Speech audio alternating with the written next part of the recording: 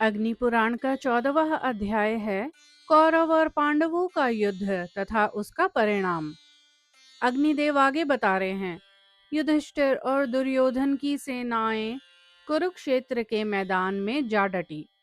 अपने विपक्ष में पितामह भीष्म तथा आचार्य द्रोण आदि गुरुजनों को देखकर अर्जुन युद्ध से विरत हो गए। तब भगवान श्री कृष्ण ने उनसे कहा, पार्थ, भीष्म आदि गुरुजन शोक के योग्य नहीं है। मनुष्य का शरीर विनाशशील है, किंतु आत्मा का कभी नाश नहीं होता। यह आत्मा ही परब्रह्म है। मैं ब्रह्म हूँ। इस प्रकार तुम उस आत्मा को समझो। कार्य की सिद्धि और असिद्धि में समान भाव से रहकर कर्म योग का आश्रय ले शास्त्र धर्म का पालन करो। श्री कृष्ण के ऐसा कहने पर अर्जुन रथारूढ़ हो युद्ध में प्रवृत्त हुए। उन्होंने शंख ध्वनि की। दुर्योधन की सेना में सबसे पहले भीष्म पितामह सेनापति हुए। पांडवों के सेनापति शिखंडी थे। इन दोनों में भारी युद्ध छिड़ गया। भीष्म सहित कौरव पक्ष के योद्धा उस युद्ध में पांडव पक्ष के सैनिकों पर प्रहार करने लगे और शिखंडी आदि पांडव पक्ष के वीर कौरव सैनिकों को अपने बाणों का निशाना बनाने लगे। कौरव और पांडव सेना का वह युद्ध देवासुर संग्राम के समान जान पड़ता था। आकाश में खड़े होकर देखने वाले देवताओं को वह युद्ध बड़ा आनंददायक प्रतीत हो रहा था। भीष्म ने 10 दिनों तक युद्ध करके पांडवों की अधिकांश सेना को अपने बाणों से मार गिराया। 10वें दिन अर्जुन ने वीरवर भीष्म पर बाणों की बड़ी भारी वृष्टि की। इधर द्रुपद की प्रेरणा से शिखंडी ने भी पानी बरसाने वाले मेघ की भांति भीष्म पर बाणों की छड़ी लगा दी। दोनों ओर के हाथी सवार, घुड़सवार, रथी और पैदल एक दूसरे के बाणों से मारे गए। भीष्म की मृत्यु उनकी इच्छा के अधीन थी। उन्होंने युद्ध का मार्ग दिखाकर वसु देवता के कहने पर वसुलोक में जाने की तैयारी की और बाण शैया पर सो रहे। वे उत्तरायण की प्रतीक्षा में भगवान विष्णु का ध्यान और स्तवन करते हुए समय व्यतीत करने लगे।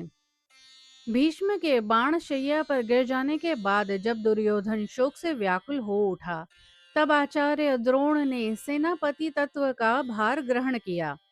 उधर हर्ष मनाती हुई पांडवों की सेना में धृष्टद्युम्न सेनापति हुए। उन दोनों में बड़ा भयंकर युद्ध हुआ, जो यमलोक की आबादी को बढ़ाने वाला था। विराट और द्रुपद आदि राजा द्रोण रूपी समुद्र में डूब गए। हाथी, घोड़े, रथ और पैदल सैनिकों से युक्त दुर्योधन की विशाल वाहिनी धृष्टद्युम्न के हाथ से मारी जाने लगी। उस समय द्रोण काल के समान जान पड़ने लगे। इतने ही में उनके कानों में यह आवाज आई कि अश्वत्थामा मारा गया। इतना सुनते ही आचार्य द्रोण ने अस्त्र शस्त्र त्याग दिए। ऐसे समय में धृष्टद्युम्न के बाणों से आहत होकर वे पृथ्वी पर गिर पड़े। द्रोण बड़े ही दूरदर्श थे। वे संपूर्ण क्षत्रियों का विनाश करके 5वें दिन मारे गए। दुर्योधन पुनः शोक से आतुर हो उठा। उस समय कर्ण उनकी सेना का कर्णधार हुआ। पांडव सेना का आधिपत्य अर्जुन को मिला। कर्ण और अर्जुन में भांति भांति के अस्त्र शस्त्रों की मार काट से युक्त महाभयानक युद्ध हुआ, जो देवासुर संग्राम को भी मात करने वाला था। कर्ण और अर्जुन के संग्राम में कर्ण ने अपने बाणों से शत्रु पक्ष के बहुत से वीरों का संहार कर डाला, किंतु दूसरे दिन अर्जुन ने उसे मार गिराया। तदंतर राजा शल्य कौरव सेना के सेनापति हुए, किंतु वे युद्ध में आधे दिन तक ही टिक सके। दोपहर होते ही राजा युधिष्ठिर ने उन्हें मार गिराया। दुर्योधन की प्रायः सारी सेना युद्ध में मारी गई थी। अंततोगत्वा उसका भीमसेन के साथ युद्ध हुआ। उसने पांडव पक्ष के पैदल आदि बहुत से सैनिकों का वध करके भीमसेन पर धावा किया। उस समय गदा से प्रहार करते हुए दुर्योधन को भीमसेन ने मौत के घाट उतार दिया। दुर्योधन के अन्य छोटे भाई भी भीमसेन की ही हाथ से मारे गए। महाभारत संग्राम में उस 18वें दिन रात्रि काल में महाबली अश्वत्थामा ने पांडवों की सोई हुई एक अक्षौहिणी सेना को सदा के लिए सुला दिया। उसने द्रौपदी के पांचों पुत्र, उसके पांचाल देशीय बंधुओं तथा धृष्टद्युम्न को भी जीवित नहीं छोड़ा। द्रौपदी पुत्रहीन होकर रोने बिलखने लगी। तब अर्जुन ने सीक के अस्त्र से अश्वत्थामा को परास्त करके उसके मस्तक की मणि निकाल ली। उसे मारा जाता देख द्रौपदी ने ही अनुनय विनय करके उसके प्राण बचाए। इतने पर ही दुष्ट अश्वत्थामा ने उत्तरा के गर्भ को नष्ट करने के लिए उस पर अस्त्र का प्रयोग किया। वह गर्भ भी अस्त्र के प्रायः दग्ध हो गया था, किंतु भगवान श्री कृष्ण ने उसको पुनः जीवन दान दिया। उत्तरा का वही गर्भस्थ शिशु आगे चलकर राजा परीक्षित के नाम से विख्यात हुआ। कृतवर्मा, कृपाचार्य तथा अश्वत्थामा, ये तीन कौरव पक्षीय वीर उस संग्राम से जीवित बचे। दूसरी ओर 5 पांडव, सात्यकी तथा भगवान श्री कृष्ण, ये साथ ही जीवित रह सके, दूसरे कोई नहीं बचे। उस समय सब ओर अनाथा स्त्रियों का आर्तनाद व्याप्त हो रहा था।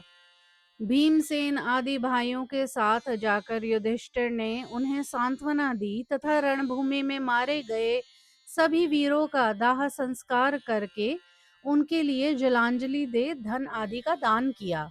तत्पश्चात कुरुक्षेत्र में शरशय्या पर आसीन शांतनु नंदन भीष्म के पास जाकर युधिष्ठिर ने उनके समस्त शांतिदायक धर्म, राजधर्म, मोक्ष धर्म तथा दान धर्म की बातें सुनी।